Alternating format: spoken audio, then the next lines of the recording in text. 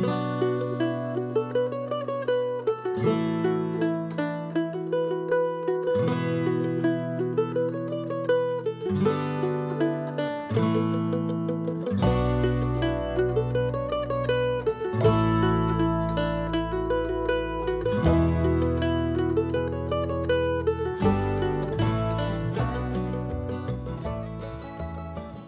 hello, Tramily.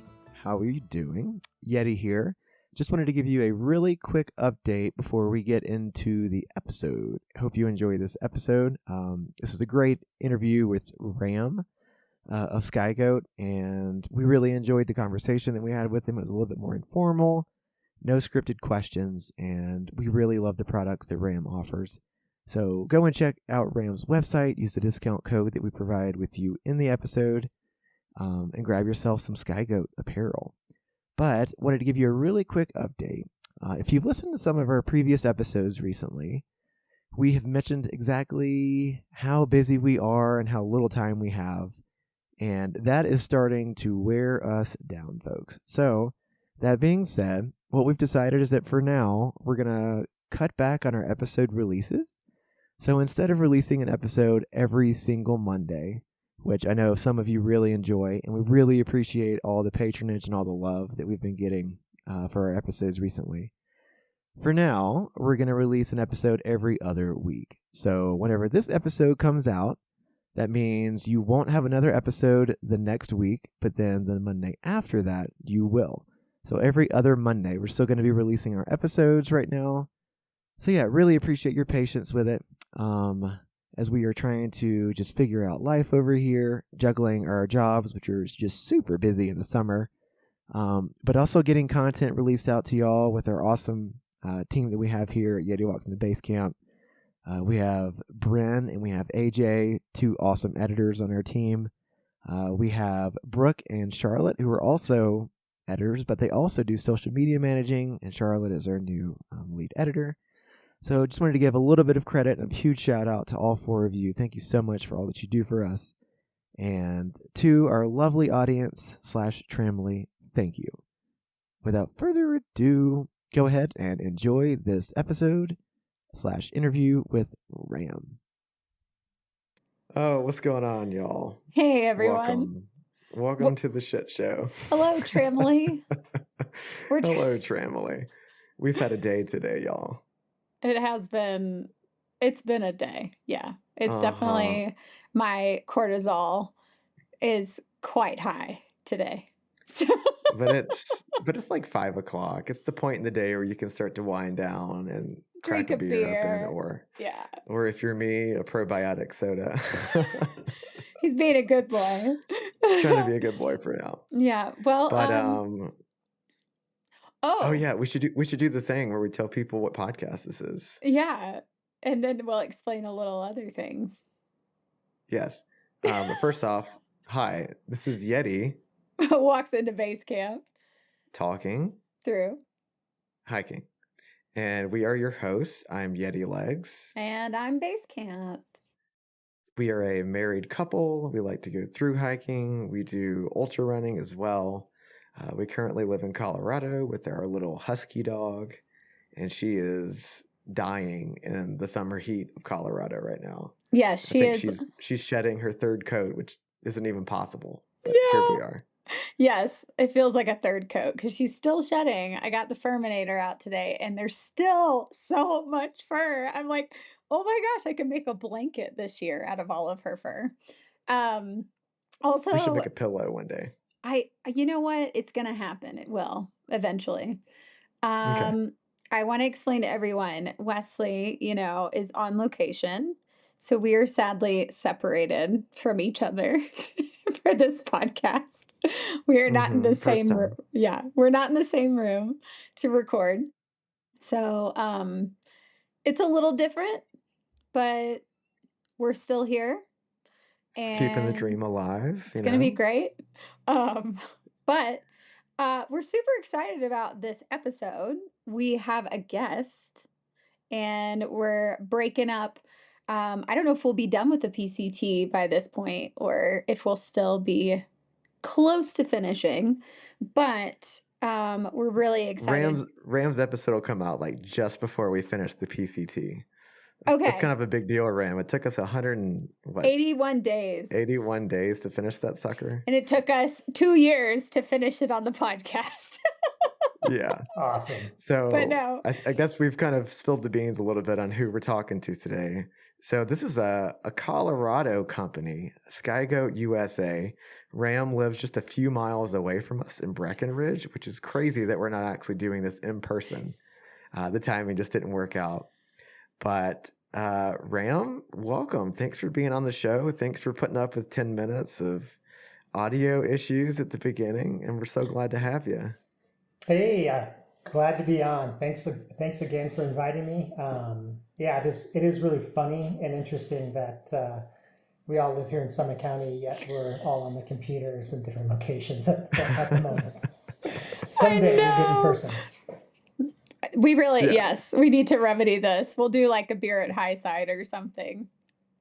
I work at High Side when I'm not in Grand Junction.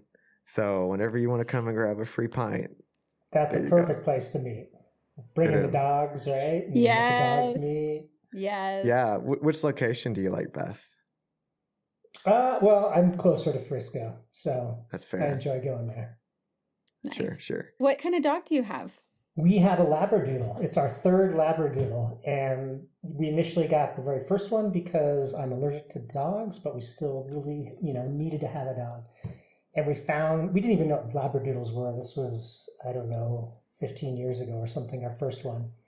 And we're just looking on the interwebs and came across this hypoallergenic breed of dog. Well, it's not even a breed, I don't think, this mix, right? It's really a boutique mutt, really, right? The lab and the poodle. But anyway, we're on our third one now, and it's an amazing dog. Loves to run and ski, and is just my companion outdoors. And they don't shed. I don't even know what that would be like. What a world that would be to not have hair everywhere.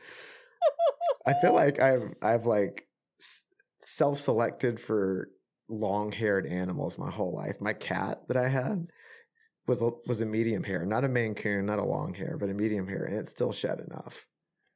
I don't know how people can do that. That's impressive. You've got just hair everywhere, right? On your clothes, couch, everywhere. Everywhere. Like I got the car deep cleaned a month ago for a film thing, and the guy was like, "Are you sure you want to do this? Because typically people who do this are people who are selling their car." And I was like, I want I have to get the hair out. Like I have to. And he was like, okay. How much did you pay for a deep clean? What, like over $300? I mean, for what he did though, that I thought it was gonna be like 1,000 because it was so bad. It was impressive how he did a clean great job. it. Yeah. If you ever need your car deep cleaned in Summit County, I got a good spot. Yeah. But four-legged friends are part of family, so it's important. Oh my gosh! Yes. Loba is truly our child, 100%. Awesome. And she talks just about as much as a human kid would. Yes. I think, let's let folks know that this is going to be a different type of interview. I don't even know if y'all know. Whenever we typically do interviews, we have some type of script or question set that we send folks in advance. So we're looking at the questions. The person being interviewed is looking at the questions. Well, that's not the case today. This is going to be more of an informal conversation with Ram.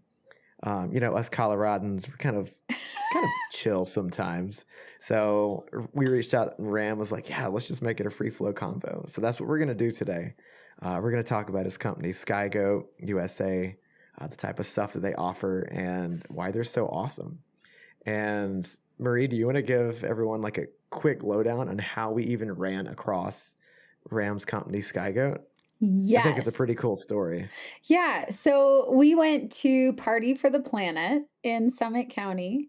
And this is a fundraiser for those of you who probably wouldn't know what this is. It is a really cool fundraiser for a nonprofit that helps with multiple, it's got its arms kind of and fingers spread out through Summit County to help with environmental, just anything environmental and outdoors. And so a lot of sustainability too. A lot, yeah. It's a great company, nonprofit. And what they did is they had an auction, a silent auction, and all these different gear brands actually or they donated a piece of their gear or pieces of their gear. So all these different people got to bid on their gear. And that all went to the nonprofit and what they're working on. So, SkyGOAT USA actually donated some gear to Party for the Planet. And that is how we were like, wait a minute, because we're through hikers and we love lightweight gear. We're all about lightweight gear. We're all about mid layers. Any lightweight mid layer is like our favorite. And so when we came across your mid layer, the zipped mid layer, I was like, who is this? And how have we missed this? Living in the same town, even. I know. I'm like, what in the world? And so we looked up SkyGOAT USA after that, which we have heard of you. But I think we didn't realize you created some lightweight gear and lightweight pieces. So we started looking into that. And like I said, hikers, through hikers, backpackers, always looking for more lightweight, whatever you can find. And so that's how we ran into and met SkyGOAT USA, and then contacted That's how we Ram. rammed into the brand. Oh. But I had to, I'm sorry. But before we get started, let's do our drink of the choice. Let's do that. I think we're both drinking NAs. Ram, you got the only adult beverage here. We're trying to be really good. That's good. No, that's amazing. It's important. But anyway, I'm going with a Modelo Especial. At the moment, I have a little Mexican vibe, so that's where I'm at. It's hot enough for it. I'm also in a public library recording, so I can't just bust out a double IPA. I actually love if you did, though. That would be hilarious. It would need to be in a thermos, and no one could know. What are you drinking, Wesley? So I'm drinking, it's called Culture Pop Soda, and it's basically a probiotic soda sweetened with fruit juice. And I'm not ashamed of this. I'm drinking my healthy gut soda. There you go. There you go. Gotta have a healthy gut. Cheers to healthy bellies. That's right. What about you? I'm drinking a Sam Adams Hazy IPA NA, which honestly, I prefer NA IPAs over not NA IPAs. So I've got a question for you. In a taste test, if you were blindfolded and handed an NA and a non-NA, would you be able to tell? Like, is there a difference? I've never really gone that route. Totally is. I think that NAs aren't as skunky, and they just don't have that like super beer flavor. And Wesley can speak way more into this, but it's got a lighter taste. I've been dabbling in all the NA IPAs. I've done a lot of West Coast and hazies, and they for one, they're lighter in body. They're less sweet, and having not really drank for about 2 months now, I can taste the alcohol. So if you did a blind taste test, I could tell you which one is the boozy. Mm-hmm. Yep. Gotcha. But I will say the alcoholic beers have a nicer body. Like, I like that sweetness, the sugars. I don't know. I feel like whenever they remove, or I'm not even sure how they create NA beers. Is it like a distillation thing? I don't know. So fascinating. But it loses some of that heaviness and some of the sweetness whenever they remove the alcohol. It's lighter. Yeah. I did listen to a podcast not long ago on athletic brewing, and it was a really cool and interesting podcast of their story, how they got into the market. And they're kind of one of the leaders in NA right now. And pretty fascinating. So it's out there. It's popular. It is. We It's carry super- their IPA. Yeah, it's super popular now. Like, it's so easy to just go into any store and buy NA beer and wine, which I don't like. Like, the NA wines are like, taste like grape juice. You might as well get grape juice. Why would I buy NA wine? Yeah, they're vile is what they are. They're watered down grape juice. Yeah. I mean, Got wine. I'll never waste the money again. don't let me fool you, though. I'm definitely going to have wine later tonight. It was just more of a, not going to drink yet. You should follow your heart. Yeah. Yeah. Cool. So we've got all of our lovely fizzies here with us. Mm-hmm. Ram, the first question I want to ask you is the same question we ask every other person we interview. So it is scripted. I know. Well, yes. You Only just because- didn't know. Damn it. Just give me a hard time. So like our main listener base is thru hikers, wannabe thru hikers, weekend warriors, like that type of vibe. I don't really think we Backpackers, have any hikers. ultra runners. And we're talking to like the audience and like the 30s and 40s. Like that's like our bread and butter. So keeping all this in mind, what is your backpacking experience or thru hiking experience? So I grew up in Colorado, grew up in the Denver area. So I'm a native, which is fun to say because Colorado just has grown so crazily. And how can you blame anybody for wanting to be in such an amazing place? Mm. But I grew up being exposed to the outdoors by my stepdad. He and his brother built a cabin in Alma over near Fairplay, across the hill from where you guys are at. And I grew up there, going up there and just playing in the outdoors and doing a lot of camping as a kid and just getting up into the mountains, like on the weekends in the summer, getting on the lakes and just being out and exploring, right? Like it was for me, being outside is like, it's just soothes my soul. Like I can't imagine living like in an apartment in a city. Like it wouldn't happen. But anyway, I haven't ever done a lot of thru hiking. I haven't done really any, I guess you could say, true thru hiking like a lot of your audience has. I live right off the Colorado Trail here, just like you guys probably do as well. Every time I'm out on my mountain bike or out running, I see the thru hikers coming through. I talk to them. We go to trailheads sometimes and show our products and talk to people about them, get feedback. So my experience, I'm a wannabe, is what it comes down to. I would love to take off a month or so, first start off with the Colorado Trail. I know people doing the Continental Divide Trail, the Tour Divide race with their bike packing as well.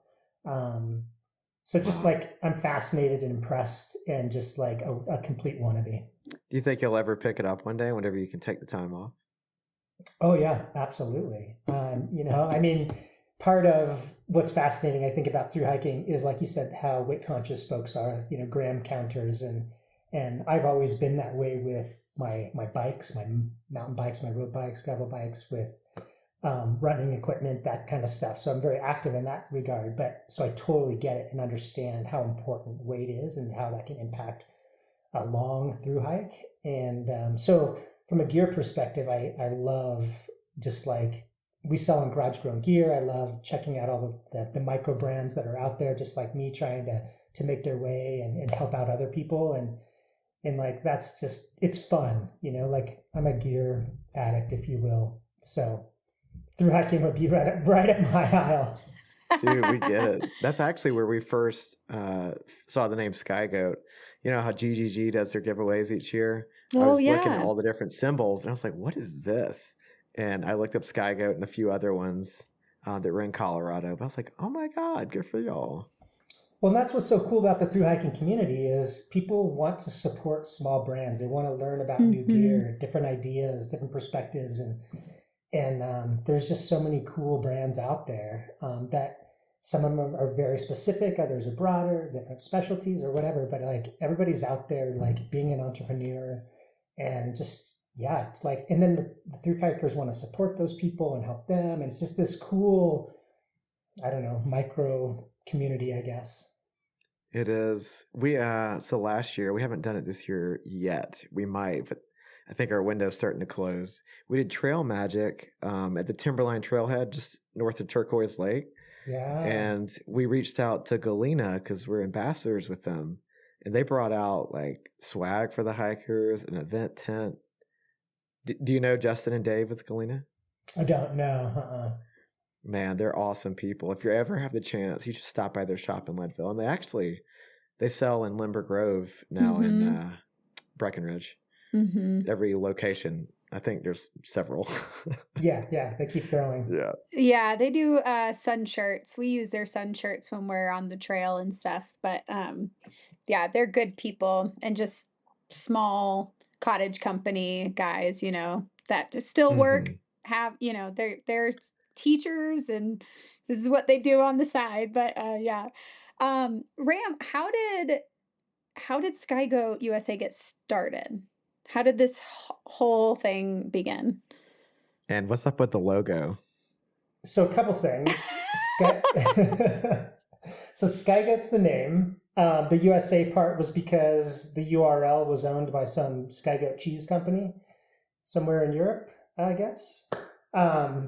So yeah, but the logo, I mean, really the idea and the concept and the logo was something. I was actually driving up to Wyoming to meet some friends to go mountain biking for a weekend. And during that time, like, I think just driving was a time where I could like zone out, right? And just like, it being so busy, I used to work with USA Skimo, was the national organization for ski mountaineering racing.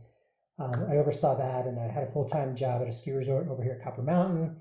And I mean, I had other things going on that I was volunteering for. I was just like so busy, and it was like a time where I could just drive, and I'm excited to go on a mountain biking trip and meet my friends and hang out. But my brain just kind of just kept going. It's like, I started thinking like, it'd be so much fun to do something that was bigger than like, it's, I guess, just fun to do something for the community and for myself and see if there's something that I could create and be creative. Like, I'm always a person who's outside moving. I'm not that person who paints or plays music or whatever. Like, I'm not creative in that way. And I thought, well, gosh, wouldn't that be cool if I could try and figure something out? And what dawned on me is like, I'm a gear weenie, just like a lot of people. And, like, I'm very specific about things I like about different pieces of gear and clothing and all of that. And I thought, well, what if I just tried to create some apparel, like a top to start with, and just for fun, just kind of a passion project, and there was nothing beyond that other than just, could I do that? I thought like that'd be a way to be creative.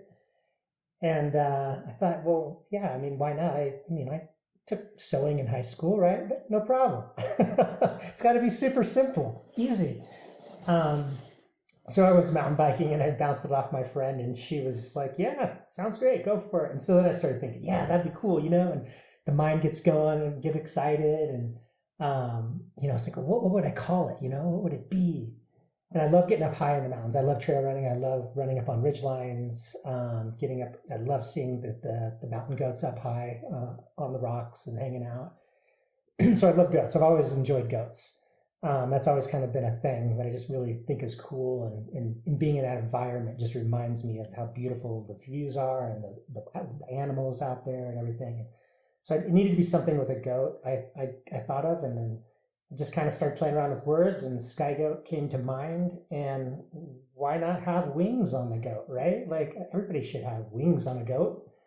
So it just kind of came together for fun. I wanted it just to be something fun. And so that the logo itself, that was something like, okay, goat with wings, like, it needs to be fun and memorable and just kind of interesting and whimsical, and something that people could recognize. And I worked with a designer on a lot of different iterations, and this is where we landed. And I get comments and feedback, positive stuff all the time on the logo. So that makes me feel good. And I kind of like the name. It's pretty sweet. I think if I had to re-choose my spirit animal, it would be a sky goat. There you go. Yes. Why not?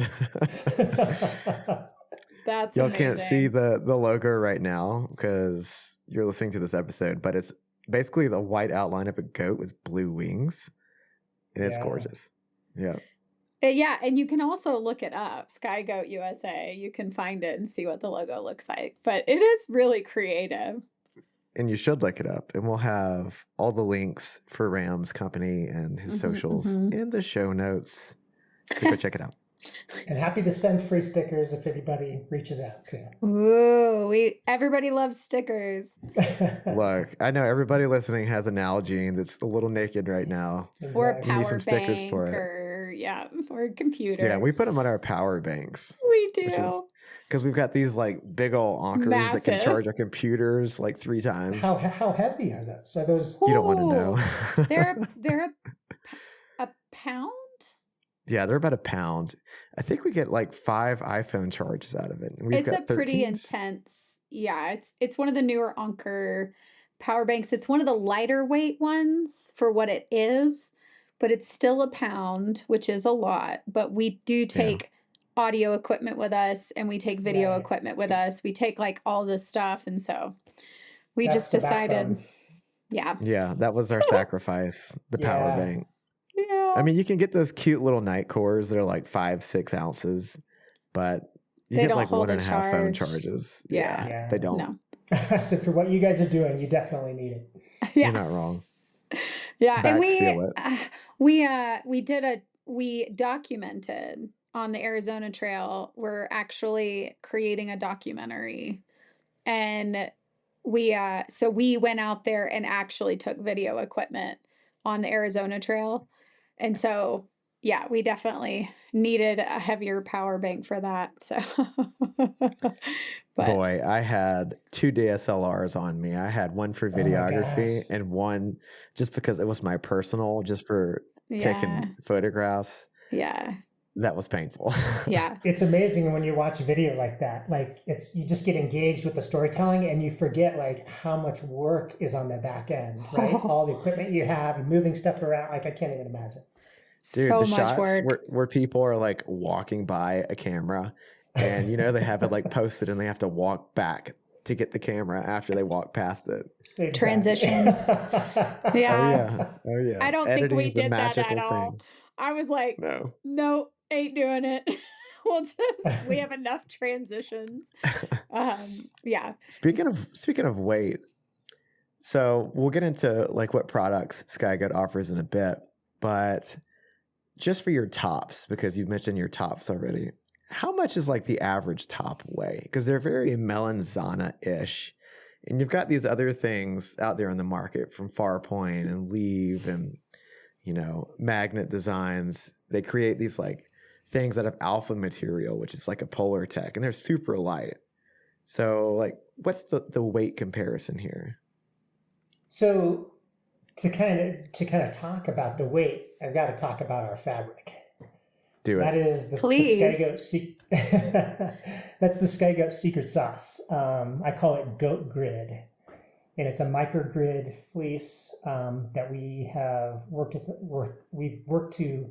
It's a proprietary fabric what we've developed. So only we use the fabric. It's our fabric, and it's GOATgrid. Had to have a goat in the name. Of course. And that's our secret sauce. And when I first started, I was using a Polar Tech fleece, and Polar Tech discontinued it. And they've got a handful of factories around the world. One of them's in the U.S.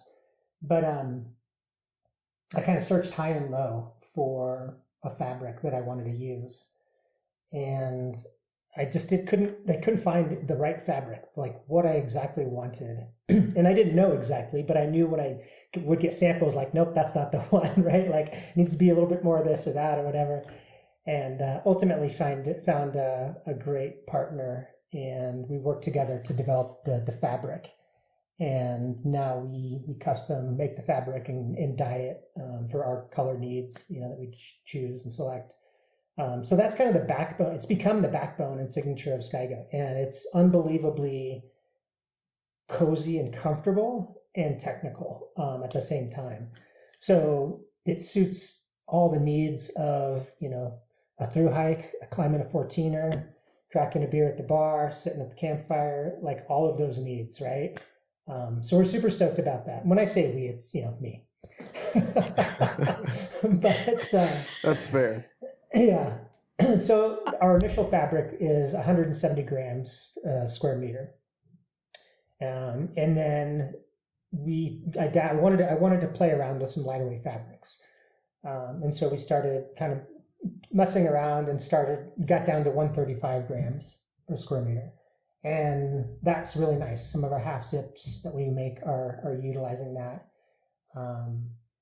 But I also wanted to kind of continue to experiment. So now we're down to 115 grams per square meter that's only being used for our newer half zips now as well. So we have kind of 3 main tops. We've got a hoodie, kind of your basic hoodie with a with a hood and a kangaroo pocket. And then we have what I call a jacket, because it's basically this, it's a hoodie with a full zipper, right? What do you call that? I don't know. Some people call it a sweater. I played around a long time, like, whatever, it's just a jacket. It's a jacket. It's, yeah. Definitely. Some people are adamant it's a sweater. I'm like, I don't feel like it's like, it's not a snow sweater. But anyway, so we got the jacket, and that's a full zip, and then with or without a hood. And then we have the half zip with or without a hood. And the half zip now is made with the lighter GOATgrid fabric, and also it's a little bit more technical feel with elastic, feel with elastic around the cuffs and the waist. And it's just a little bit more sleeker and lighter for either lighter weight layering or warmer weather, that kind of thing. So like, hard to say our average. I can tell you, like, a medium jacket with a hood, which is a pretty, it's the 170 grams per square meter, and it's got the hood with the zipper. That's in at 320 grams. Do you know what that is in ounces off the top of your head? Ooh, not off the top of my head. We can look this up. I'm doing it right now. I was like, let me figure this out. It's 11. People are either grams or ounces people, right? Like, we're ounce people. We're ounce people, but it comes in at 11.2 ounces.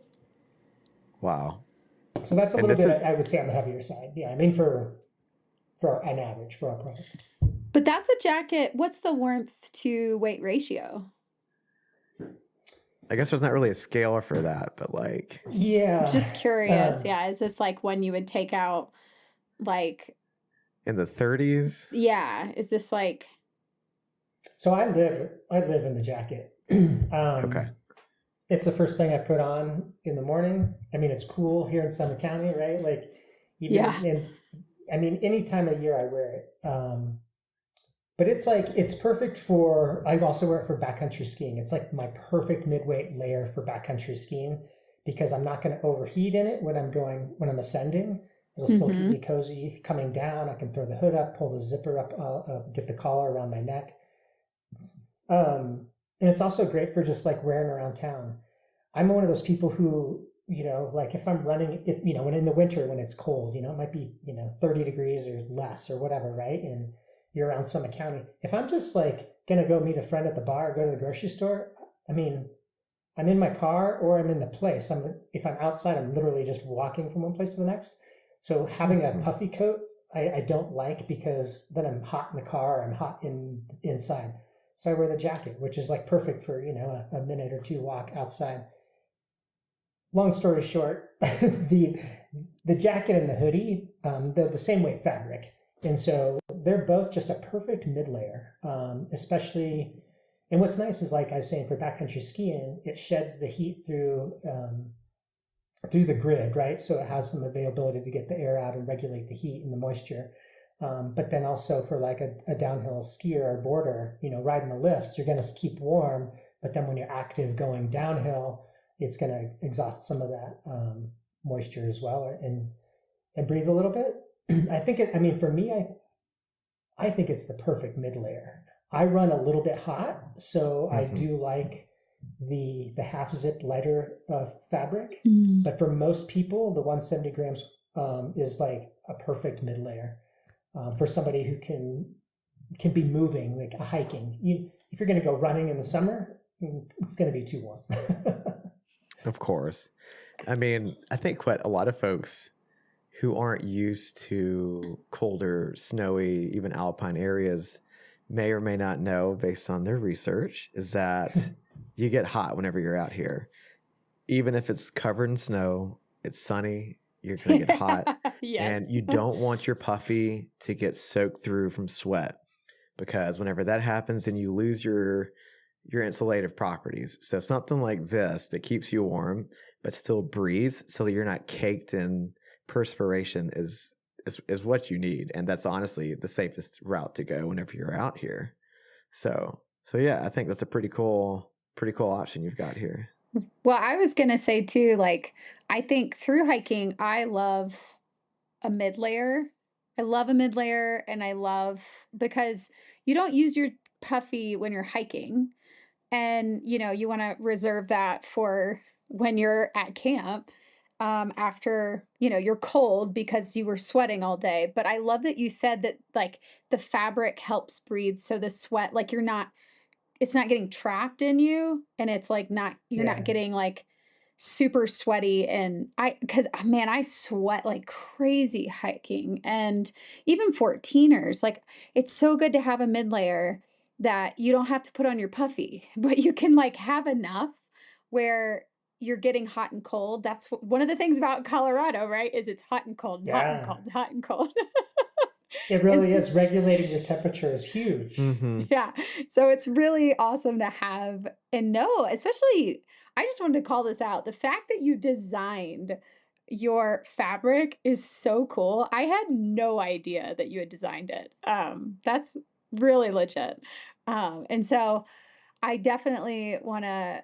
I'm like so intrigued by this for through hiking, because you do need a mid layer from time to time when you're out there. Like there's a day where it's just frigid for some weird reason, and or it's like a little colder and mistier, and you need something to put over like underneath your jacket just because you're cold. And yeah, I'm a huge advocate of mid layers through hiking. I will always have one with me at all times. Um, but yeah, that's cool. Yeah, and you can get the monotone colors in your layers here, but you can also get the ones that are like multi-tone. So you have like different color arm sleeves, which I think is pretty awesome. And the audience that you're speaking to right now always opts for the most flamboyant color. Yes, they do. Yes, they do. Yeah. So the reason, that was something that was important for me, is to have some fun, with the logo, with the designs, and the colors is a big aspect of that too. It's like I wanted there just to be some character to it. I've always used a lot of European outdoor brands just in the endeavors that I do outside, and so I drew some inspiration from those that do have a little bit more character with their colors. And so yeah, I just kind of came up with that concept of our signature blocking, has different colored sleeves and a side panel, and so it's just kind of a fun aspect. We continue to kind of play around with that, and we have certainly had people who are, a little more boring that just are asking for solid colors, but Yeah, and we've That done a would little be bit of me. that too. I like my solid colors. Yes. you seem like a Rab user. Oh You yeah, said you yeah, used- Rob. yeah. Yeah. Have you ever tried their filament hoodie before? It's kind of similar to SkyGOAT, but it's a little bit heavier. I haven't, no. Yeah, we went to a Rab shop in Denver, and he's like, "This is my go-to layering piece." So it sounds like a similar conversation here. Nice. Yeah, one of my buddies, he lives here in Summit County. He's, I think, like their vice president of marketing in North America or something. What? Okay. Wow. Yeah. Yeah. I mean, no big deal, right? I could look this up on your website, but when was it founded? When was the, beginning of officially selling? Yeah, so we officially started selling, because founding and starting to sell can be Yeah, I know, like those are two years things, apart. right? Okay, well, answer both then. When was it founded, and when did you start selling? So we started selling in October of 2020. So kind of right in kind of lockdown and kind of COVID era. But like that trip up to Wyoming, and from then to like incorporating, it was probably late 2018, early 2019. So about a year and a half before that, I kind of came up with it. Took me, well, it was probably a year. It was at least a year and a half, because it takes time to figure out all your designs and the pattern making, and then sourcing all the supplies, all of that. So it was fortunate enough that during that time that we launched in 2020, we had already, I keep saying we, it's just me, had already Just you and your me goat. and you You and Billy. your goat. Yeah, there it is. Yeah, I call the goat Billy.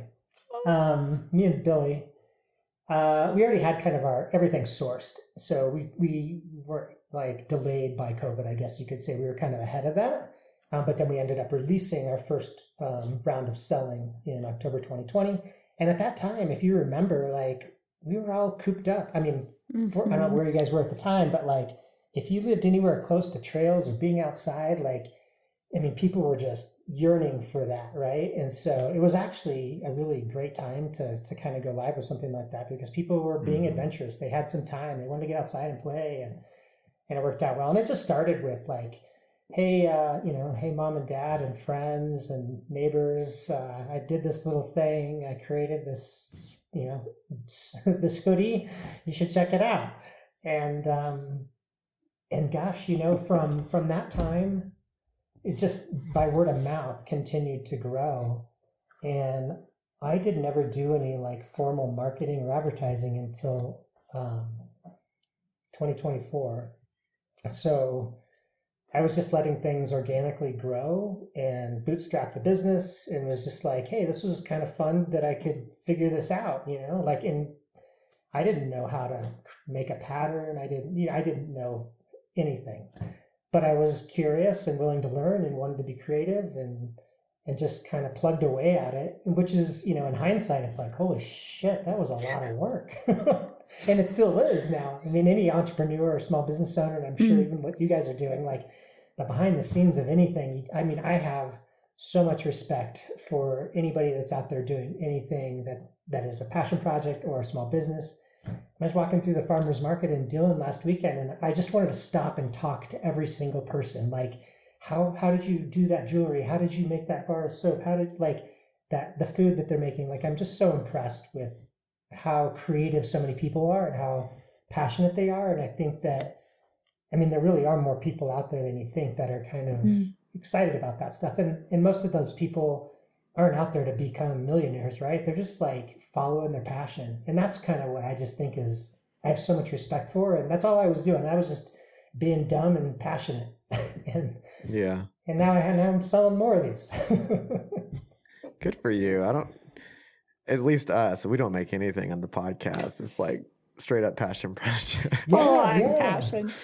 I was going to say, though, we do have, I've seen a trend with thru hikers a lot of times. Either, this is so generalized, but either it's people that are making a shit ton of money and then they just go and do it and they've saved up, or it's the people that have no idea what they want to do and they go and do it. And then they start these companies, or they start these businesses that they decide or figure out on trail, like, wow, no one's doing that, I should do it.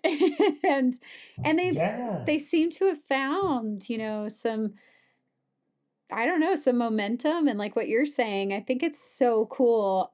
We love interviewing small businesses and cottage companies, especially in the outdoor gear brand world, because it's so cool to hear your story and how you got started and what you're doing, with it and how it's going. I think it's very encouraging for a lot of people who probably are scared to take that step between like, this is a concept and then here's the fruition of it, Yeah. Have you heard of, I'm sure you've heard of Kula cloth, right? Oh yeah. Obsession. Right? I have had one for years. Yes. We still need to get her on this podcast. We have not interviewed her yet, but yes. Yeah, her story is just exactly what you said, somebody who was a thru hiker and came up with an idea, and now, she's killing it, which is just so cool. And I admire her and all the people that do that. And the other part of that is I admire the thru hikers, like to take off the time to you said there's those different types of people, right? They either have a bunch of money and they have the time, or they don't, and they're trying to figure something out, or they're just out having, whatever it is, they're focused on going out into nature and enjoying the time and figuring stuff out. And just like, it takes a lot just to do that. And that's why I say I'm a wannabe in that regard, because I haven't taken that leap of faith yet. Once you do it, you never stop. It is a huge commitment. So either sell everything and just drop it and go do it, or financially set yourself up for success to come back to a nice cushy home with a car. Yeah. There you go. I think that's one of the lessons we've learned, because we just sold everything for the PCT in 22. Our first one, yeah. We came back and we're like, wow, The economy's changed a lot. Yeah, we sold Yeah. our cars and the car inflation was happening and we were like, oh no, this is bad. But you figure it out, right? We You figured it figure it out. out. Yeah, You yeah. do. We Yeah. did. Yeah. Yeah, it's interesting too, because like we started the podcast after the PCT in 22, and we have two other friends that we met on that trail, and they've both started their own gear companies from this. Ah. Who's So, yeah, the, it's I know Magnet. Who's the other one? Build-A-Bear. Oh, Buildy. Yes. Yeah, Oh. he just like got his own little studio to start sewing in. He makes awesome backpacks. Nice. But yeah, I mean, you can have like these transcendental moments on these 6-month long trails, or you can have something that's not as like grandiose, and it just depends on what the fire is to get you ignited for these like passion projects, and then you just got to do it. So I'm glad that you went for it, Ram. Yeah, well, like ignorance is bliss, right? Right. When you don't know what you're jumping into. I went to like a small outdoor gear company conference in Steamboat like 2 years ago, something like that. But anyways, one of the speakers was talking about the most helpful thing that he has done in educating himself in the outdoor industry is having garage beers with other small cottage companies and just talking to the owners and figuring it out together, because nobody knows what the hell they're doing until they do. That's what's amazing is like you can go to like an event or something and set up a booth, or there's a lot of different Colorado programs for small businesses, whatever. But like the networking aspect is like, it's unbelievable, like how powerful that is. And sometimes it's, what is it, company and misery with company, whatever. But other times, there's like just giving each other ideas and information, and like everybody is so willing to share. Nobody's like, even if you have a similar product or brand or whatever, like, everybody's willing to share and help each other out. So it's really cool. I love it. Yeah. I had a question too. I don't think you sell this, but I would love to see it on your website. This is such a rabbit tangent. Goat sauce. I would love to see like some goat hot sauce called goat sauce on your page. Well, I was thinking about your logo, and you said that your material's the secret sauce. Can I say though, on through hikes, backpacking, anytime, we love sauce. Like sauce is an addiction on trail. Everyone loves a good sauce. I have a brother that's a chef, and he makes an amazing habanero sauce and some others as well. But yeah, maybe I could figure out how I could like make it into a powder, so that it's lighter for through hiking. Dehydrated hot sauce. Or do you think better that it's a liquid? I don't know. I don't know. I mean, I would leave it a liquid. I'd leave it a liquid. We will carry the liquid if it's good enough. Yeah. No, powder, you just gave me a great idea. Powder also, though, is another, like, you can find both as sellable for any type of backpacker, I would say. Yeah. I mean, we've tried the powdered lime, and that's okay, but I prefer lime juice or real lime. Some things don't need to be dehydrated. Yeah. That's funny. I want to know what else you have to offer on your site. So you've got the 3 like primary upper mid layers. You're going to have goat sauce at some point, hopefully. Exactly. What else you got that people can check out? So I mean, I started with the original hoodie, and the reason I have the jacket and the half zip, and then the hood versions, no hood versions. Some have, the half zips have elastic. Like for me, it's tough. Like when I go out to use something like a garment, depending on like if I'm backcountry skiing or if I'm going for a run or like whatever, like some work better than others for different situations.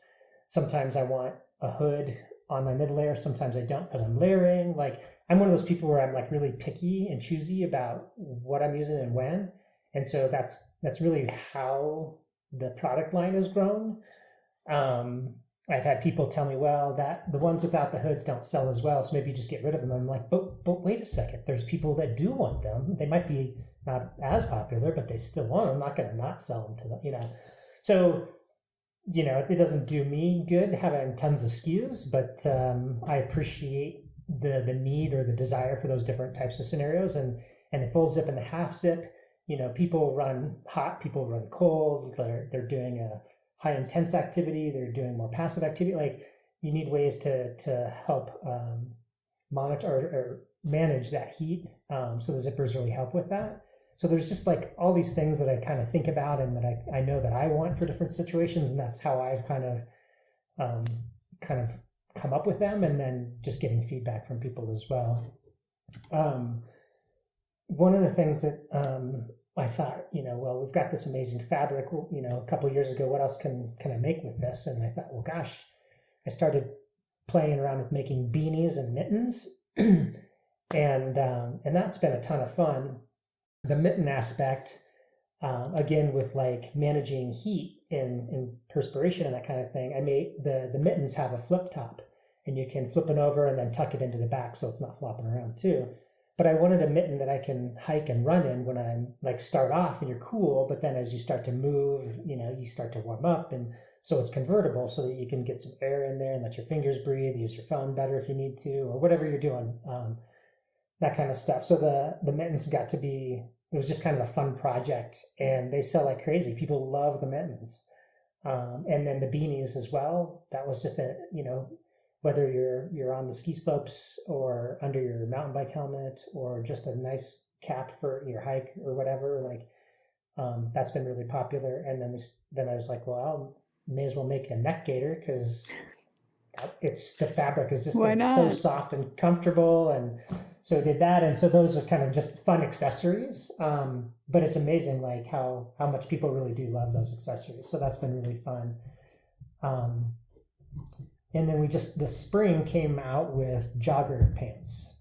And so that was something that I've kind of been wanting to do for a while. And it takes a little bit of time for the design and development and all that stuff. So it's always like, you want it to happen right away, right? But it always takes time. So we now have jogger pants, which I'm stoked on, made with the GOATgrid. And then they also have a gusseted crotch. So they've got more room for movement, whether you're doing yoga or whatever you might be doing, right? There's just room to that's always been something important to me, so I built it in. But I'm stoked with the jogger pants. Gotten a ton of really good feedback on those already, and I launched them. I think it was in May, so only a few months ago. But nice. I'm really thinking as we get around into the cooler seasons again here in the fall, people are really going to be stoked about that. And again, it's something where people are like, "Hey, man, I come home for work and I throw on the jogger pants and I'm in my SkyGOAT hoodie, and I'm like just comfortable and cozy for the rest of the night." But the joggers are also great. Like some of the fly fisher folks will wear them underneath their waders to kind of keep a nice warm layer if they're out there in the cold or being in the cold water, or for hiking as well, that kind of thing. So that's been a big success, and I'm stoked about those. We've started off, the hard part was like, what color should we play with? I really wanted to do some fun color stuff, but then I'm like, well, wait a second, you know, if they've already got SkyGOATs in different colors, then they wouldn't match or whatever. So anyway, we started off with kind of the neutral gray color that we use, our charcoal color. But we'll play around with that as we go forward. And then I've also got some other products in the hopper coming out here this fall. We're doing a women's dress and a women's skirt. Nice. Ooh. So those are this is hot off the press information, but I've been going through different pattern iterations and sample iterations, and the women that I've been working with that are doing the sample sizing and trying them on, and they're super stoked about them. And something else I shared with these ladies is we're going to be making some women's overalls out of the GOATgrid. What? That's generally the Overalls, expression we get. Yeah, you've got some on there. He's I've got some on right now. obsessed with overalls. You should make I don't know mittens, why too. more people don't wear them. I mean, I'm sure I will be trying on the women's. I mean, that's just kind of where we're kind of trying to start slow and, you know, expand or whatever. But yeah. And we're also working on a vest as well. And oh, nice. I love vests. Yay. Yeah.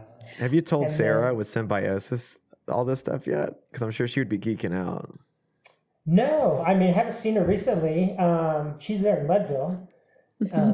Yeah, we interviewed her, what, a month or two back? Yeah. Yeah. Super Yeah, awesome we first gal. met at an event down in Denver, Golden. I'm super stoked to see her backpack's taken off too. It's just perfect. So cool. Yeah.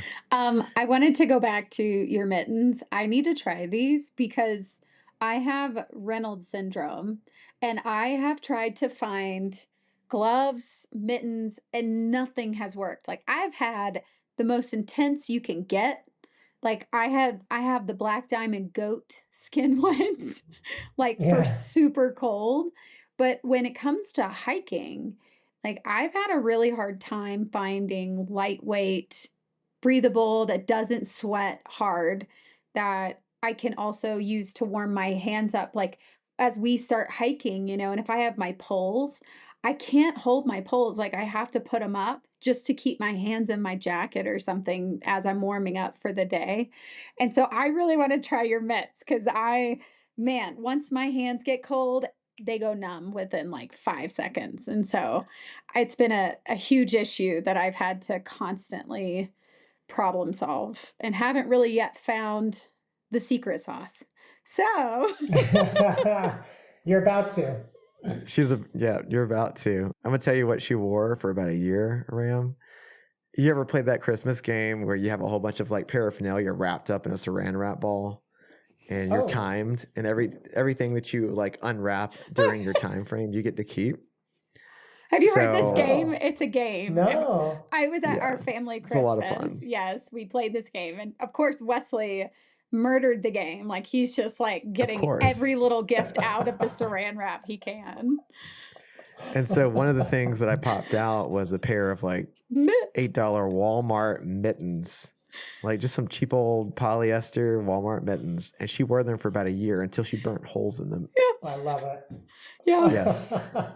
It was the warmest thing I could find. Yeah. So she's due for an upgrade. yeah, I need to That's try cool. these. Yeah, that's, with mittens, like my hands, if I'm wearing gloves, even if it's fleece gloves, whatever it is, like I sweat and then my hands get cold. Like it just doesn't regulate well for me. And that's where the mittens came into play. I'm like, I want something that's just like, mittens seem to work a little bit better, but they also need to breathe. And so that's kind of what I did. And so, yeah, I'd be excited to get you some and have you try them out.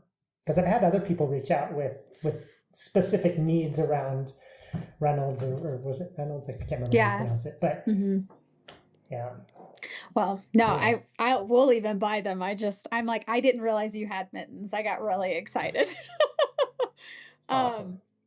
The other thing I was going to say is I'm very curious about this dress because I don't know. Wesley and I've talked about this for a long time. I use yoga pants out hiking a lot and through hiking because I just have thunder thighs. Like I just do. A lot of women have it, and unfortunately, Wesley's like, why can't you just use shorts? And I'm like, because they chafe. Like my legs chafe. It's very painful. I hate it. They ride up. I have to keep pushing them down. I hate that. But I'm very curious if I tried a dress and found a really good like bike shorts combo with it for summer. I'm wondering what world that could be, because for me, Wesley was like, why don't you just get the ugly bike shorts? And I was like, they're ugly. They don't look flattering at all. Like, I'm not going to. I wouldn't tell you to get the bike shorts because they're padded. Okay. No, I'm sorry. Okay. Not the bike shorts, but the shorts the tight shorts that go to your knees. He was like, why don't you just get those? I was like, they're ugly. They don't compliment my body. I'm not going to through hike with pictures popping out where I don't look cute. Like, I'm just going to say it. I am very transparent right now. When I have to look cute on trail, even if I'm dirty and I'm through hiking, I still got to look cute because he's taking all these pictures and posting them on social media. And so, well, we've got you covered, literally. Like one of my actually a few of the ladies that were doing some sizing and samples with the dresses and the skirts. Some of the gals are like, I always wear some sort of yoga pant or whatever underneath any sort of dress or whatever, and others don't. But then one woman's like, I always wear like you're talking about, like a running, like a compression, not compression, but just like the, whatever you call them, tight shorts. I don't know what they're called. Her brand was like Nike Pro or something that was like she loved. But she's like, oh yeah, no matter what, I'll wear the Nike Pro or whatever compression shorts. And she's like, that'd be perfect with the skirt and the dress. And so yeah, I think we're onto something here for you. I'm excited when what's the month you're releasing those? Those are to be determined. And that's just with kind of getting the final, I'm also kind of nitpicky about like the patterns and the adjustments and everything. So that process can take a little while. We're like really close to making the final pattern and then getting them into production. So it will probably be sometime in October or early November, but in time for the holiday shopping. Cool. Nice. Okay. I'm excited. You know, if you're ever looking for other ideas other than goat sauce, I would totally buy a sleeping bag liner if you made it out of this material. Yeah, that's definitely been on the list. Definitely would want to use the lighter weight GOATgrid. Yeah. We also heard, like, I had never heard of sleep socks. Have you guys heard of those? Is it like a brand or just like socks that you sleep in? Yes, I guess socks that you sleep in. So we through hiking, I have my own sock for night that's clean and not dirty. That makes sense. And I like a warmer sock because it just gets colder at night. And so typically I've used what do I use, babe? It's the Z-Packs fluffy Z-Packs down socks. But to be honest, if I could eliminate a sock and the downs and just have a little bit warmer sock to wear at camp, I'd be in. I'd be in. Yeah. And she blows holes in those things like nobody's business. What, my Z-Pack down? Yeah, because she rams them into her Crocs, and she like inevitably like hits a twig or a stick or something. Okay, yeah. Well, you know, nothing survives on trail for 6 months. No. That's where that's where gear is tested, right? Yes. Yeah. Yeah. Wait, do you test your gear before you market it? I mean, with all the samples, yeah. So anything that we go through iterations, and I'm, like I give people, washing instructions, but I'm like doing the opposite. I'm like drying it on high heat. I'm like, washing it 10 times, like all those things, right? Like trying to put it to the test and wearing it, day in, day out, all that kind of stuff, trying to just beat the heck out of everything. So yeah, for sure.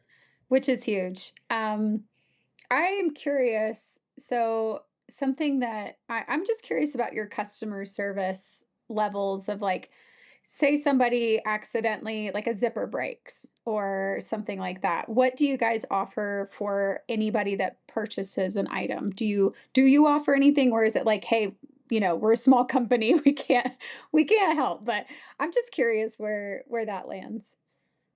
Yeah, no, that's a great question. And that's one you see a lot of differences between companies. Ultimately, what I've landed on is, and obviously always there's going to be like the financial aspect that comes into play with everything, returns and exchanges and all that stuff, right? Like shipping and carbon footprints too, take that into account. Like all these different things you try and think about when you think about policies. Ultimately, what I break it down into is I want to treat people how I would want to be treated.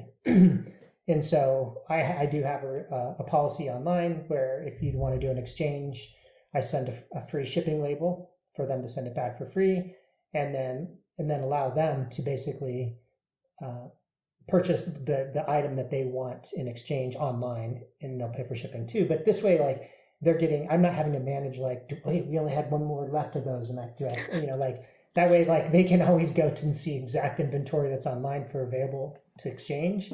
I'm paying for their shipping one way, they're paying for it the other. But there's so many situations too where different things are happening, and ultimately the way I treat it is like, the way I would want to be treated. So if somebody has an issue with like a zipper or anything like that, the first thing I'm like, hey man, I'm happy to replace that. Like there's no questions asked. Like I want it back because I want to see what the heck's going on, if there is something going on, and find out about it so I can fix it or resolve it or whatever. And I'll send them a replacement before I even ever get the item back. And that's how people, people are like, I've never had somebody not like send me something back when I do something like that, because all people are pretty much good people. So why would somebody not do that? Like, and if they don't, then whatever. Like, but yeah, that's kind of my motto, is just, I want to also, like, when you're dealing with shipping stuff and distance and all that, like, everybody would love to have, we don't live in a big city, right? So I guess there is, sometimes you can order stuff the same day and get it. I don't know. I guess that's a thing some places. It not is in where California. we live. Yes. But ultimately, like, if somebody had an issue with their product or something came up or whatever, like, I don't want them waiting around for it. Like, I'm just like, yeah, let's get it to them. Like, get them happy, get them out on trail, get them enjoying it, like, not thinking about that. Like, that's how I roll. I just want to treat people like I would hope that a company would treat me. That's awesome to hear, because thru hikers have issues, and they have very expedited needs. Like, they need it now type of situation. Sure. So it's great to hear that. So thru hikers, if you're looking for awesome customer service, like expediting you a layer that you need on trail before you even send your broken one back, or the one that didn't fit you, this is the one to go with. I was also going to just say and piggyback off that, like, I think one of the hardest things I learned on a trail for that long is that you are not close to anything. Like, you're not close to a gear store. You're not close to an REI. Hardly ever. It's like a happy birthday when you actually are close to a gear store or an REI. And we would have things, break on trail, or something would happen and you're like, oh crap, like, I can't just go to a gear store and replace this item. Like, I can't just go buy another mid layer in this Walmart. It's not going to be the same. And so we started to realize, like, some gear companies don't offer, a good, like, replacement or warranty or whatever. But I will say the ones that I found that responded to us, because we only would have like limited cell service. And so we would social media message them and be like, hey, my zipper broke. Is there any way, like, I'll even pay you whatever I need to? Like, that's the one thing, is we were like, can we pay you to just have it shipped? Like, we'll purchase it, we'll Venmo you, but we just don't have access. And the ones that did come back and be like, yeah, I got you, I'm shipping it to the next town, give me the details. Those are the companies we've stayed with, honestly. Like, they're the companies that we want to support, because they supported us too. And we felt really loved by that and supported. And so just to let you know, like, we'll keep showing and sharing with thru hikers and, section hikers, like, hey, this is a good company that will have your back on trail, kind of thing. And that's something we love to support, is companies that have your back. Mm-hmm.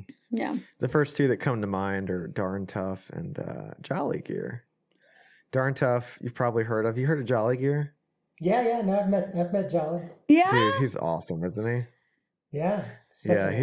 He hooked us up with matching Casa Orange Jolly Gear shirts. No, we didn't request that. That's all he had. Hey, I was like, more fun. Fine. And we still continue to use these folks because they treated us so well. So awesome to hear that. All we got to do is try on a SkyGOAT. I'm sure we'll be hooked. There you go. And SkyGOAT. I still have 2 set aside for you guys, by the way. Yeah. Yeah. I don't want them until we meet in person, though. Exactly. That'll be required. We need to try them. So we're going to do the Colorado Trail this in October. So we should perfect. totally try these out on trail. I think it would be a perfect time for us to use them. I don't have a question at this very moment, but Wesley, do you? I wanted to ask. Okay. And be as conservative or as open about this as you want to be, but have you had a moment where you were in the wilderness and you're like, holy effing shit, I'm so glad that I have this SkyGOAT layer right now, because if I didn't, that could have been a bad situation? There's got to be at least one as active as you are, right? Yeah, a favorite one of mine was, backcountry touring is one of my passions. I'm an uphill skier to heart. I was the president of the U.S. Ski Mountaineering Association, which is going to be an Olympic sport here come 2026, which is super cool. Wow. But so backcountry skiing is a big passion of mine, and so SkyGOAT is like an integral part of that type of an outing for me. Last year I was up in Canada doing a traverse with some friends where you go hut to hut and you kind of do this traverse over the course of a week. And what I really enjoyed about it wasn't so much about like jamming out a bunch of lines and skiing all day. It was more about you stayed in a hut. Now you have to traverse across the wilderness, winter mountains, all these crevasses and craziness terrain to get to the next hut. Then you do a little bit of skiing along the way or after you've gotten to that location. And we utilized a guide in this traverse that we did. You have to have a guide pretty much, which is just amazing. So many amazing guides out there. But anyway, we had a great group of people, and the weather, can be sunny and hot, and there I am in my SkyGOAT mid-layer jacket, unzipped, down. I'm just a perfect mid-layer with the heat from the sun and pretty warm temperatures. And then, within an hour, it's like howling wind and snowing sideways, and like you're trying to stand upright. And the SkyGOAT zipped full all the way to the top, keeping my neck warm, with a hood up and over with the elastic around my face, just keeping me perfectly cozy. I had my shell on top of the SkyGOAT at that point. But I just remember that traverse, like the changing conditions from day to day, from hour to hour, how comfortable the mid-layer and the SkyGOAT, what that provided for me, and so how stoked I was to, just feel good about it. And had some other friends that were wearing them as well on that trip. And it just made me feel good. Like, this is kind of fun, I created this thing that's actually working. This is cool. I bet it's like a different level of rewarding, isn't it? You know what my favorite reward is like just being in town in my local community, our community, going to the post office to drop off a bunch of SkyGOATs, and I'm always wearing my SkyGOAT or the hat or whatever, and people be like, oh hey, you're the SkyGOAT guy, or hey, I have a SkyGOAT, or they're wearing theirs, like, to me that's like to see SkyGOAT in the wild. And it'll always, no matter how big this gets, that's always going to be just like feed my soul, make me feel good about it. So in the wild. I was about to say, that's a coin that right there, to see SkyGOAT in the wild. Show me your SkyGOAT in the wild. That's right. Yeah, I like it. It could be one. Mm-hmm. Have you found that your main customer base is local in Summit and in Colorado in general, or is it kind of just all over at this point? Like, where's the name gotten to? It's all over. And that's what's really kind of fun too, right? Like, there was a point maybe a year into it, so 21 or something like that, where I was like, hey, I wonder what else states I've sent, and sold SkyGOATs to. And so I'm looking in the software and kind of doing the, looking, and I'm like, wow. And so I was kind of excited about it. Then I shared on social media, hey, I had, I had a map, and I would color the states in, as people bought them from those different states. And I'd kind of share that on social media. And for a while, it was fun. People were kind of into it. They're like, oh, hey, I know somebody in Delaware. They need a SkyGOAT, or whatever, like random states that I just was like, what? Like, okay. And so anyway, we're able to sell all over the country, in every state, and then in many more countries than I would have ever expected. So we're all over the place now. And so really, on a daily basis, we're selling more out of Colorado than in Colorado, just because there's so many more, so it's really cool to see. I still get a kick, because I do fulfill and process all the orders myself. And yes, I'm the guy that's like, the person emails and it's like, hey, I was supposed to get this full zip and I got the half zip. And I'm like, yeah, that was me. Sorry. I'll get that out to you tomorrow.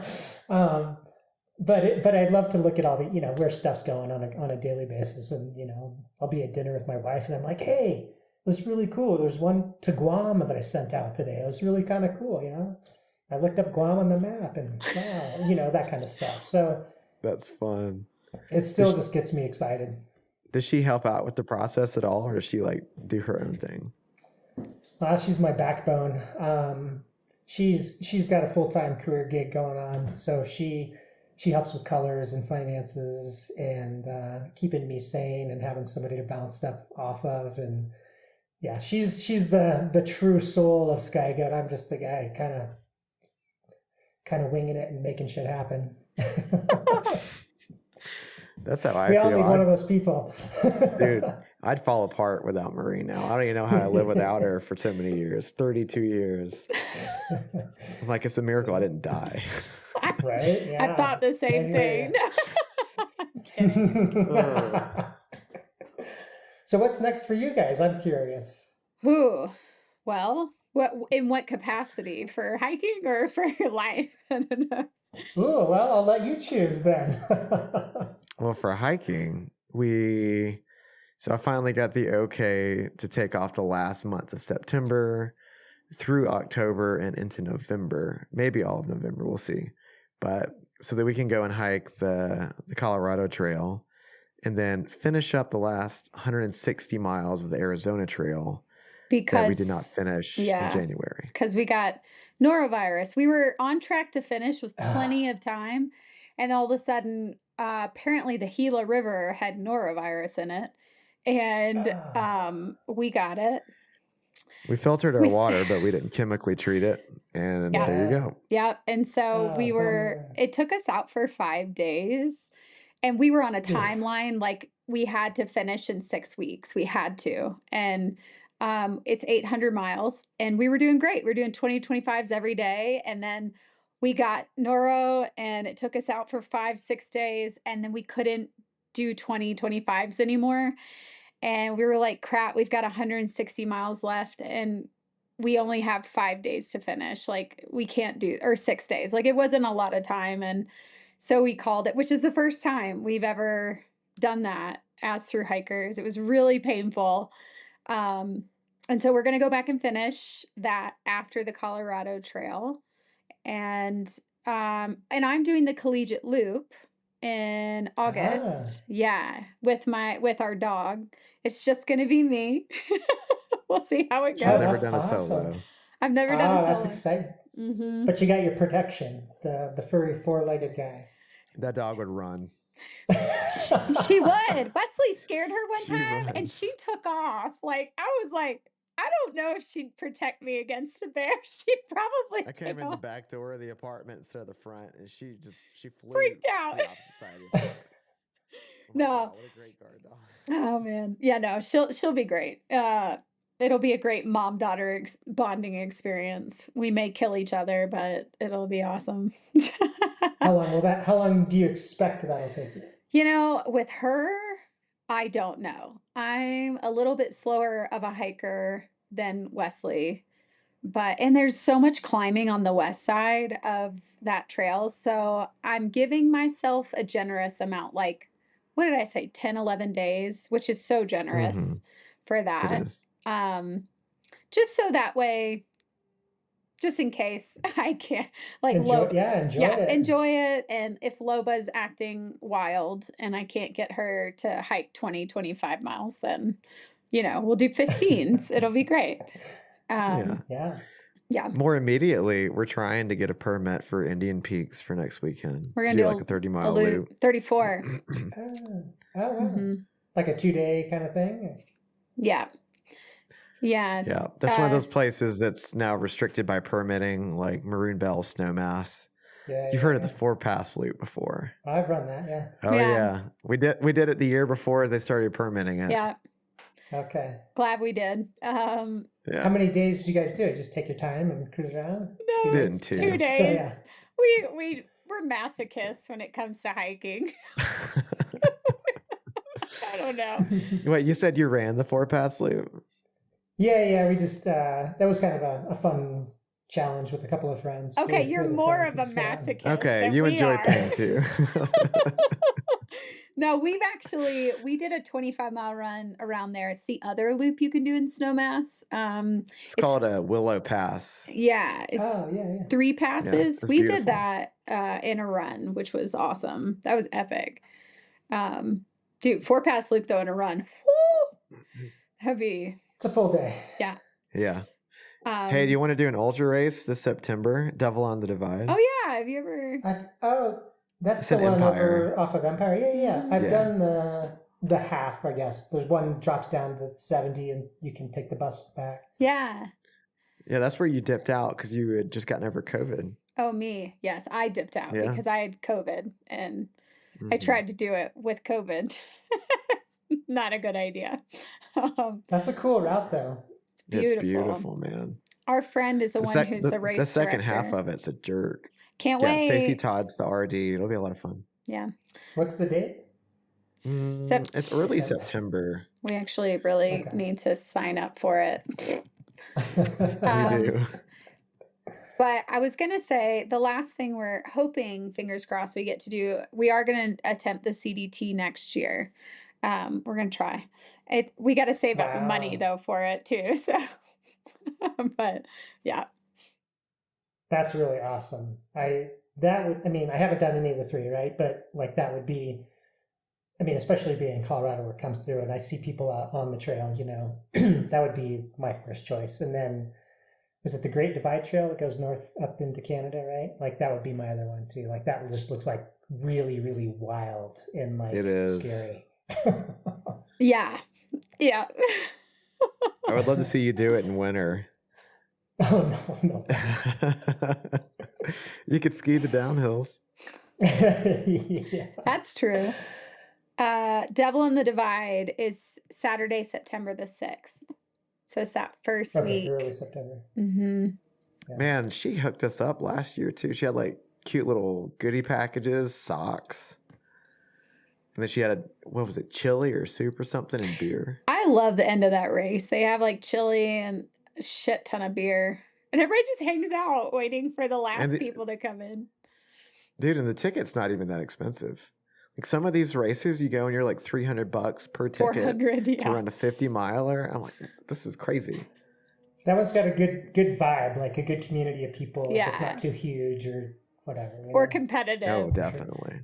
Yeah. Yeah, Stacy actually inherited that race from the old RD who was her friend, right? Mm-hmm. Yeah. But I hope it's a legacy. I hope it's successful for her this year. It seems to be. She does it every year. So, yeah. Yeah, What ultra do you've done ultra races clearly. What ultra races have you done, Ram?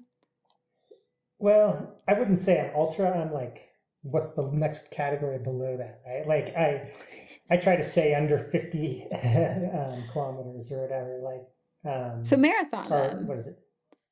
Yeah, like 30 miles and less. But I did do have you heard of the Rut up at Big Sky? Run the Rut? I have heard of that one. That's like, oh my gosh, that's unbelievable. Lone Peak, which is like the big mountain at Big Sky, you go up that and it's just, so amazing. And then like I like to do other just random projects like rim to rim to rim. And yeah, that was a lot of fun. Do you run it? Yeah, run down. That's actually, except for coming back, we started on the south side, went over north and back to south. Really, you could run down and then up the north, back down the north, and then really the hike out of the south because it's steeper. But yeah. Is that like 8,000 feet of gain? It's more. I can't remember. Like it's 10 or 12 or something like that. It's like a good 12 hours or so of running. Man, it's amazing. But yeah, so like the projects. That's awesome. The do you know the AZT, the Arizona Trail goes through the rim to rim actually? I didn't know that. Yeah, so you start at North Kaibab Same trail, and yeah. go to South Kaibab through it, and so the AZT goes right through it. Actually, it's pretty cool. So you did it. Yeah, we did it, but we didn't run Just it. rim to rim, not rim to rim to rim. I ain't running that. Whoo, that feels like an intense effort. Yeah, we opted not to send a letter out of Phantom, which... Did you?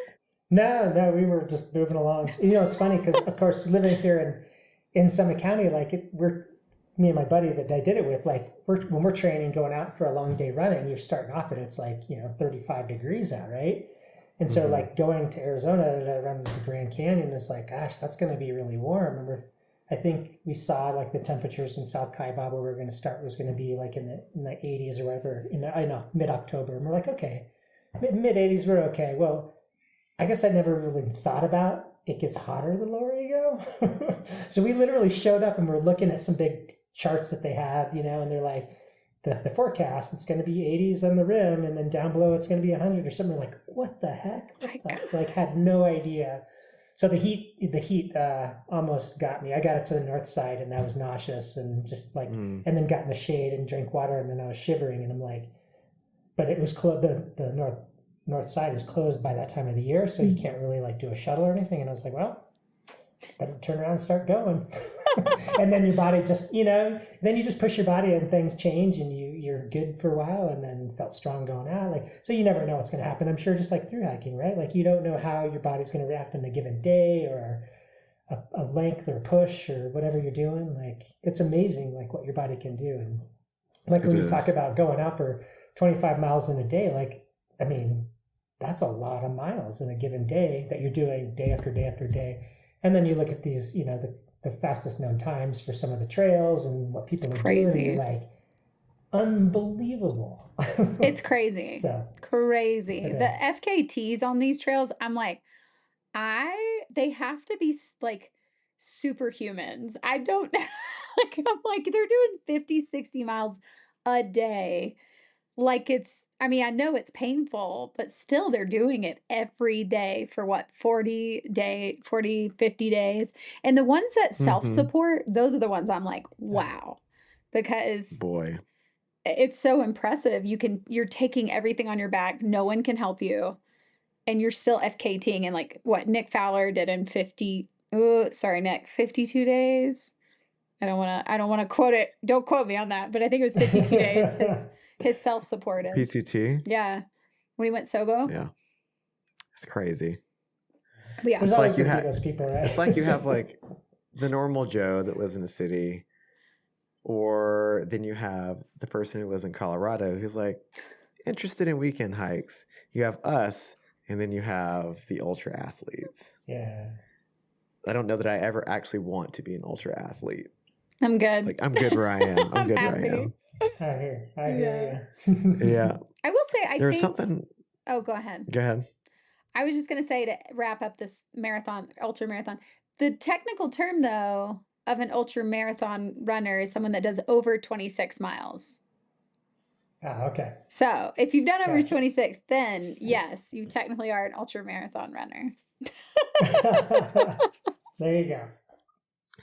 And if you've ever done one of these races, you know it gets cold in the mornings, so you should definitely get some SkyGOAT mittens to take with you. Exactly. Just saying. So if you want to grab those gloves/mittens for your next run or weekend hike or even your daily commute, you can get 20% off of your entire purchase at SkyGOAT if you just go to their website, use the code BASECAMP20. So BASECAMP20 at checkout. That'll get you 20% off your entire purchase from Ram and SkyGOAT and his goat Billy. Perfect. There you go. That's great. Is there anything else, Wesley, you can think of that we can chat about with Ram? I know we're hitting close to 7, so I just wanted to see if there was anything you wanted to, any burning questions. I've got one burning question, and I've got like the wrap up question of what advice you would give to people who need like a kickstart to do something or a hike. But my interesting burning question is, what is your next adventure you have planned? Because whenever we first reached out to you, you were in some foreign country doing something. Where were you? Yeah, where were you doing? I was in Norway. Just Norway. Doing a backcountry ski trip. Yeah, it's funny. I have some friends that used to live across the street from me, and they're big outdoors people just like us, and they sail boats, and so it's one of their passions, and they've got different certifications, and they'll move boats around the country or the world. And so anyway, they were going to have some boat up around Norway for like 2 months that they were going to stay on and live on, and And they're like, hey, it'd be cool to get some friends together and go do a ski trip where they, you on the sailboat, you go into the fjords of Norway and take the dinghy to the shore and ski, right? And I was like, I'm in, absolutely. So the boat thing actually ended up falling through because it had some maintenance issues or whatever, but we're like, no worries, we'll get an Airbnb and do the same gig. And it actually turned out to be better because they're like, even though they're big boat people, they're like, being on a boat after a couple of days, the shower thing and the stink thing and the wet clothes from, all the days. They're like, it's a little overrated. And then weather changes and you're not in the right spot. You can't move easy. Anyway, we did the Norway ski touring week and we got a local guide and it was unbelievable. Everything you can think of or expect of skiing right off the water up into the mountains, big couloirs, unlimited landscape in different areas. And no matter the day, whether it was really windy or got a bunch of snow the night before or whatever, there was always a place you could go. There was just so many options. So that's where I was for during the spring, trying to do kind of a ski trip every year if possible. And so highly recommend Norway. Is that anywhere near, I'm probably going to mispronounce it, but I thought I heard Norwegians call it Lofoten. I think that's an area. It's northern. I think that's an area in northern Norway that my two friends actually they stayed longer and they went to that area after we did. Sweet. We were in the Lyngen Alps, which is kind of northwest of Tromsø in northern Norway. But that whole area, there's so many places you can ski, and having a guide, I highly recommend because then you just takes a lot of the headache out of it and get more skiing in. So next adventures, the summer for me, it's just a friend of mine was telling me there's, and I forget the name of it, but there's a traverse in the Grand Teton Mountains in Wyoming, and it's like a 40-mile length base camp. Are you familiar with it? It's something crest trail, isn't it? Or Teton Crest. Yeah. Mm-hmm. Yeah, I think that's it. I guess it's 40 miles. Some friends of mine in town, actually, they just did it with their kids. They've got a 6 and an 8-year-old, and they're mountaineer folks. They're amazing. So they take their kids on all these crazy adventures. And they did it over a handful of days. But anyway, my buddy was telling me about it, and that he and another one of his friends, were going to do it in September. So that's kind of on my list, is to join them on that and just do a single day, 40-mile Teton Crest Traverse run. So the summer will be filled with lots of ridgeline running and training. Are you going to leave a food cache for yourself? The logistics part I haven't delved into yet, so we'll see. But even this last weekend, I was up with my dog up outside of Montezuma. I love to go run over there because when on a busy holiday weekend or in the county, it's a good, easy escape. Where you come up the backside of Grays or Tories and surprise, people that are coming from the front. But there's so many ridge lines around this area, so it's great training, So it's a good motivation to go, to get out and do a lot more of that leading up to it and the training. So that's kind of my summer plans, and some mountain biking, of course, to fill in the gaps. What about you guys? Well, you told me all about yours. Hey, if you need a precursor to your 40-mile run and you just want to do 32, Devil on the Divide. Yeah, right. Exactly. Yeah. I thought it was 35. That'd be perfect. It's I think it's 35. Yeah. But dude, okay, I'm just saying it again. You are going to do the Teton Crest Trail, 40 miles. You're going to run it. In a day. Yeah. That's the plan. Yep. That's impressive. Yeah. You'll be starting and ending in the dark. But you're not an ultra runner. No. You're a vet. I love it. See, single day pushes for me are good because you can't suffer for very long. When you talk about a through hike or something like that, then you start to have suffer opportunity. Oh, the suffering, yes.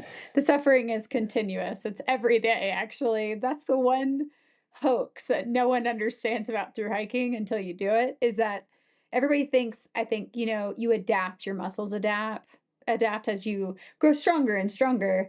And yes, by the end, like by the end, we're doing what, 25, 30 miles, like 20 miles in one day is easy. Like, it's like, oh, it's 2 p.m. Should we keep going? We've done 20, like, but you're still sore is the thing. The soreness, the muscle aches never, ever, ever depart from your body when you are through hiking. No. You never. And they're still there months after you're done, too. Yeah.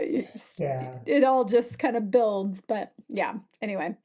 Dude, I think, man, Ram, it's been amazing having you on the podcast. Thank you so much. It's been such a pleasure. I kind of like the more informal way of doing this. How did you feel about it, Ram? Did you like it, or was it like, whoa? No, I think it's great. I love a conversation rather than I don't know, a script, if you will. Me So No yeah, crazy curveball questions. Yeah. What are your political values? Tell us right now. No, but I think I would love to hear as like a good wrap up question. And this is not scripted, but what we always ask folks too is, what advice do you have for anyone listening who just needs a little push, not even to do a through hike, but just a push to do something that they've been wanting to do for a while? You know, I mean, that's kind of how this started for me, right? Like I didn't have an intention, but I also, I said ignorance is bliss too, right? Like, or whatever. But I think it's just a matter of not being afraid. And sometimes you're not afraid because you don't know what to be afraid of, which can be better. But people always say, or I've heard often, like if you're not uncomfortable, then you're not growing, right? And on a constant everyday basis, whether it's pushing that extra 5 miles in your through hike for the day, or deciding that, you're going to start a new project or a new job or do something different. Like if you're not uncomfortable, then you're not growing or pushing yourselves. And so, yeah, that's where I would say, like, just to have some confidence and go for it, is what I would say. Yeah. I love that. I like that. Mm-hmm. And ignorance is bliss. That means you do not have to do your research. Well, yeah, there's some stupidity that can come into play too, right? Don't do your research. Just go. Yeah, do not go in blind. Don't get killed by a bear. Save the bears. Right. Dude, it's been awesome. Thanks so much for being on our show. Yeah, no, I really appreciate it. It's been a blast, and I really look forward to getting out for a hike with you guys and the dogs, and getting you some SkyGOAT gear and maybe cracking one of those high side beers. We'll make this happen sooner than later. Would love that. I think once we press stop, we can maybe talk through our schedules and figure it out. Yeah. Thanks, everybody. Thanks, Tramily, for listening. If you have any questions for Ram or any questions for us, you can email us at yetiwalksintobasecamp@gmail.com, or you can find us on Instagram under Yeti Walks Into Basecamp, and you can DM us there. We'd love for you to like and subscribe. Please leave a review. We love the reviews. Honestly, we want to know what you guys think. We do this for you, truly. So we want your feedback. We want you to tell us your thoughts, your questions, anything. So yeah, thanks for listening, you guys. Thanks, AJ, for editing this episode. Thanks to the Fire Once Lost for our intro and outro music. Appalachian Trail is the song. Go check them out. Links to their Spotify and their website is in the show notes. And, okay, so it's up to me now. I don't know. Do you want to do it? Well, next time we're out in the Norwegian tundra and the fjords. Here it goes. And we see a boat down in the little fjord waterways, nestled against the shore, looking very cozy, and the smell of bacon and hot coffee rising up from the boat. We'll come down there, even though we can't ski.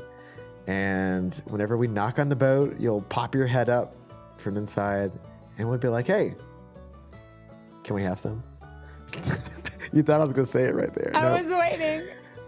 But then, whenever we finally have our fill of coffee and bacon, and we're wearing a fresh, crisp SkyGOAT midlayer, we'll make our way back out into the tundra. And whenever we're heading out, we're going to tell you, Happy trails. Thank you, Sarah and Symbiosis, for sponsoring this episode. Okay, Tramily, so very excited about this product. It is Symbiosis gear. Sarah, who we did interview, shameless plug, you can go check out that episode, our interview with her, talking about her backpacks. Specifically, want to just feature the Aspen backpack. It is, I would say it's more geared towards females because, we get a little more in the chest than males do. You got do. some curvy curves. And we also have we have smaller shoulders. So this backpack is specifically geared towards that. If you got a smaller frame and a little bit bigger boobies, this is the pack for you. I will say also men apparently love this pack too. If you got smaller frame and the shoulders, this is your pack as well. So I don't want to just limit it specifically to a gender, but females, let's be honest, it has been hard to find a backpack that fits us. I love your dramatic pauses between that. It is true. It is so hard to find. Let's talk about this, females. When you go out there and you've got a 25, 30 pound pack and it's been the end of the day, do your shoulders not kill you? Because that pack wasn't made for you. It was made for a man. And that's it. Because that's all they tested it on. So this pack is made for you. Go check out Symbiosis Gear, symbiosisgear.com. Go check out the Aspen pack. And Wesley here has the code for that. The discount code is going to be Yeti15, YETI15. So Yeti15 is going to get you 15% off of your purchase for the Aspen pack. There it is. Go check them out.